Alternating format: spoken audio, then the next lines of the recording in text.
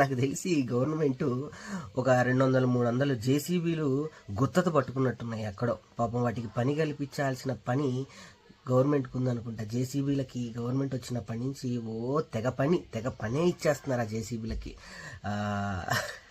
ఆ జేసీబీలో నా ఫ్రెండ్ ఒక ఆయన ఉన్నాడు, తెలిసిన వ్యక్తి. ఆ వ్యక్తి నాకు పర్సనల్గా చెప్పటం వల్లే నేను ఈ వీడియో చేయగలుగుతున్నా.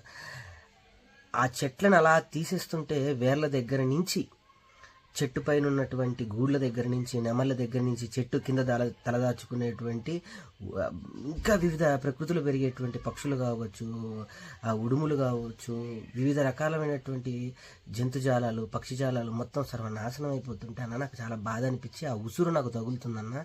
ఎన్నో పాములు అక్కడ ఉన్నాయన్న, అవి కూడా చనిపోయాయి. ఆ ఉసురు తగులుతుందని నేను 2 రోజుల నుంచి నేను వెళ్ళట్లేదన్న అటువైపు అని అన్నాడు. అన్నిటినీ జయించాలనుకోవడం తప్పులేదు, కానీ ప్రకృతి